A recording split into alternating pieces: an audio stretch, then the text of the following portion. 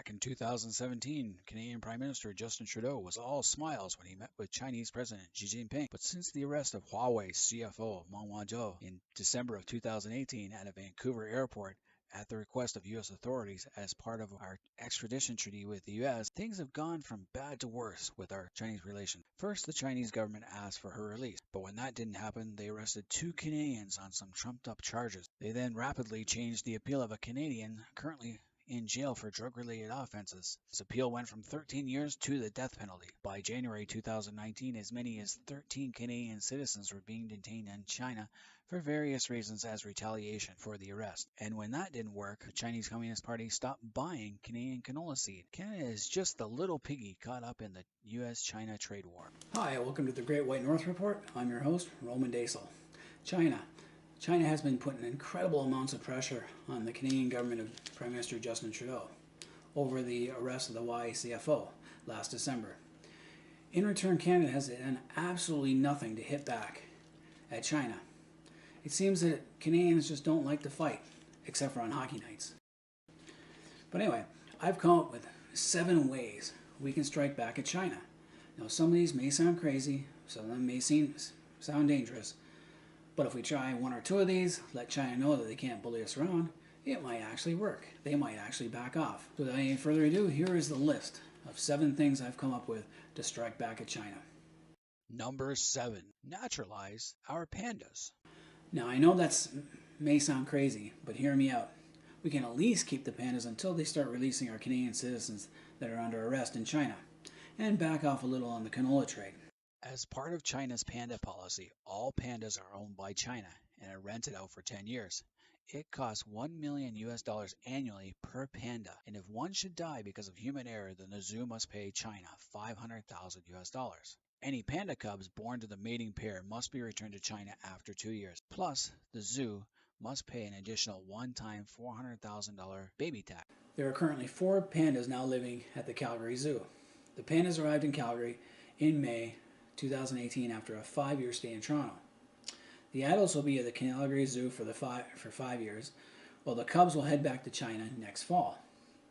So in 1 year, it cost the Canadian government $2.8 million for the 4 pandas. That doesn't even include the extra cost like the bear's enclosure, medical care, and the mountains of bamboo these fuzzy furballs eat. Also, the panda pair in Canada were loaned to Canada after negotiations for Canadian uranium, oil, and mineral deals. So that basically means we got a bunch of pandas not as a gift, but as a loan for a lot of money, and we have to give up some concessions on our natural resources. Now, this was all done by the Conservative government of Harper, but Trudeau's got to clean up the mess now. Now, if we keep the pandas, maybe we can make Justin happy again, at least until the next election in 6 months. Also, it would be a retaliation for the Chinese Communist Party for banning our most beloved bear. Number 6. Cut off all foreign aid to China. According to the Blaylock report, in 2018, the Liberal government gave away $9.2 million to China in foreign aid, supposedly to help its poorer rural regions. This was done at the request of the Chinese government, despite it being the second largest economy in the world and a country that practices debt trap diplomacy with second or third world countries around the world. It went as high as $89 million back in 2009, which isn't crazy. That is money that we can use to create infrastructure projects, fund our schools, or our military, who in the event of any serious war lasting more than 2 weeks would be otherwise reduced to pouring boiling hot Tim Hortons coffee and throwing Timbits at the enemy. Number 5. Ban or reduce, expel, or detain Chinese foreign exchange students. This is another one that may sound harsh, but hear me out.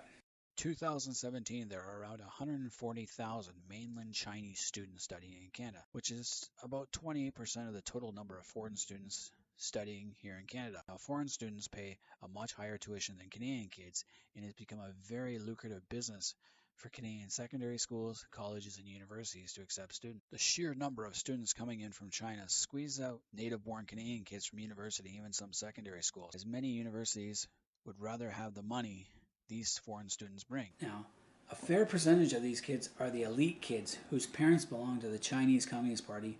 They will never stay in Canada. to put what they learned for good use.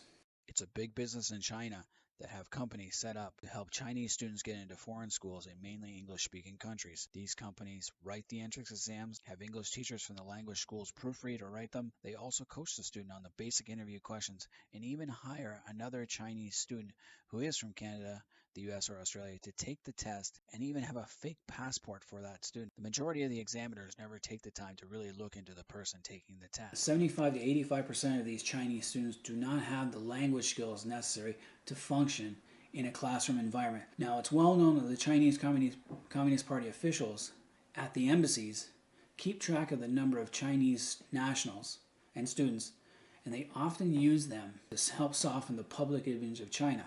They are especially disruptive anytime there are public events concerning Tibet, the Uyghurs of Xinjiang province, Taiwan, Falun Gong, crackdown on Christians in China, or any other Chinese dissident group that has had their internal organs illegally removed by the Communist Party. What Canada can do is to limit the number of Chinese foreign students to a minimum ceiling of, say, 20,000 spread out over our universities and not allow any students in our secondary school. Now, that will make the schools squawk as they're losing much needed revenue, but they can always allow more students from other countries. Or try having more Canadian kids for Canadian schools. Now, we can arrest the Chinese students who have been cheating for fraud, or just simply expel them, cancel their student visas, thus sending them home while keeping their money.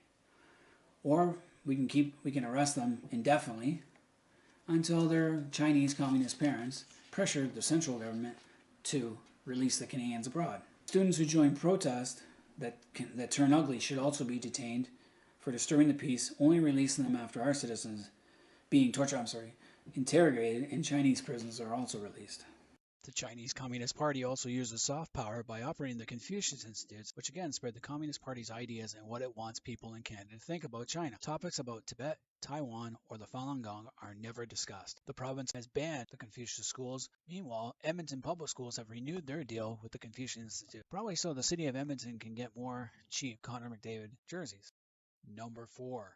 Repossess property owned by Chinese nationals. Now, anyone that's been following the news over the last couple of years know that many mainland Chinese invest huge sums of money on property in Canada in order to hide that money from the Chinese Communist Party in case something happens like a purge. It's kind of like your nest egg. Now, they do not buy the cheap houses in places like Vancouver and Toronto that they would otherwise turn around and rent out, but buy up the high-end properties, which has a trickle-down effect of making it harder for the average Canadian to afford housing. Vancouver has long been the most popular destination for wealthy foreign-earning immigrants whose role in boosting property prices has been attested to by peer-reviewed research. Unlicensed immigration consultant Zun Sunny Wang from Vancouver was among one of those who helped Chinese millionaire clients buy multiple real estates and then return to China. There are no limits as to how many homes these absentee landlords can buy. There are several companies in China that can handle wealthy Chinese clients. The houses that are bought by the Chinese then sit vacant and start to rot from within from lack of maintenance. While a Canadian citizen can only lease one house or property in China for 70 years, as all land in China is owned by the Communist Party of China. There is no outright ownership of land. There is tons of red tape involved that makes the process more daunting. Also, you must have a stable job within China and have lived in China for at least 1 year. One YouTuber, Laowai87 of ADV China fame, who is married to a Chinese, could only lease property by putting it in his wife's name. When he finally decided to sell it, it took just as long as it did to buy, just jumping through all the hoops. So here's the deal. If a Canadian can only lease one property in China, then we should have the same policy. What Canada needs is a mirror policy, kind of like what Tom Clancy mentions in his book, The Bear and the Dragon. A mirror policy that allows Chinese nationals only buy one house and they must have a viable job within Canada and have physically stayed in Canada for more than a year. Simply put, the repossession of all of these empty houses by the government should help stabilize the market, and the government earns much needed income by reselling the property. The absentee landlord should not be allowed to challenge as they are not citizens or permanent residents of Canada. Have to remember that they're buying the house, they only pay property tax and non-income tax. So basically they're circumventing our laws, taking advantage on property ownership. Number 3, raise tariffs on China. Now when it comes to Canada and trade, it's no surprise that Canada has a trade imbalance with China. of around $48.8 billion per year. We mostly import finished goods while exporting natural resources. Raising tariffs on things like toys, games, woven clothing and apparel, furniture and furnishings, and sports equipment, especially NHL apparel, which I find to be way overpriced anyway. We can certainly make most of these things ourselves or can outsource them to more economically friendly countries like Vietnam. We mostly import the finished goods while exporting our natural resources. It's been like that forever. Now for me, I look at it like China needs us more than we need China. Like seriously, we in Canada can't make a good coffee mug. This is a coffee mug from made in China that my wife bought for me. Meanwhile, just down the road from me, they actually makes their own coffee mugs, and you can slap a symbol on it. Canadians we got to start making our own stuff. You got to remember the Chinese Communist Party heavily subsidizes all their industry.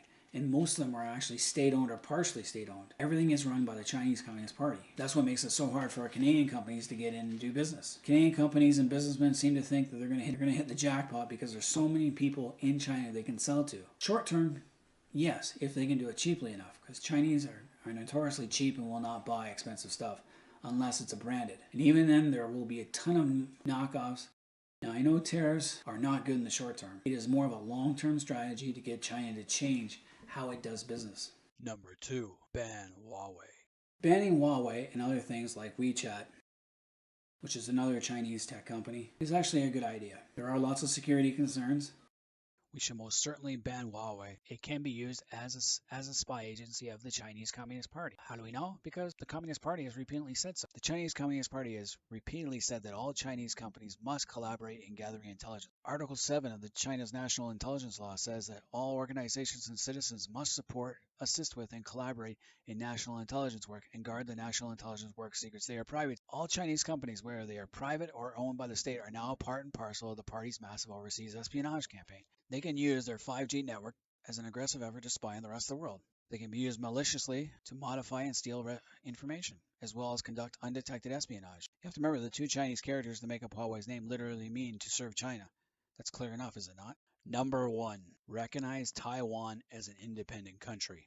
Or take steps to move in that direction. This is the most dangerous one, but will send a clear message to China that Canada holds all the cards and does not appreciate being bullied. For all intents and purposes, Taiwan is an independent nation and should be treated as such. The Chinese Communist Party insists on the one China policy even though they have never ruled in Taiwan. And for all intents and purposes, Taiwan is its own country.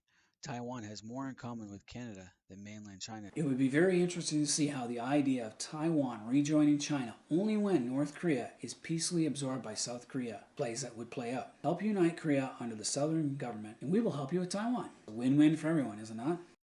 Though I would prefer Taiwan's system of government over the Chinese Communist Party system of government. And there we have it. My 7 ideas of how Canada should hit back at China. If you have any other ideas, leave your comments below. To learn more about the Chinese Communist Party, go to China Uncensored with host Chris Chappell. Every 2 days he releases videos about China on YouTube. I'm Roman Dasel, and this is the Great White North Report. Every new government's more expensive than the last. Watch the fresh ways they have to waste our taxes fast.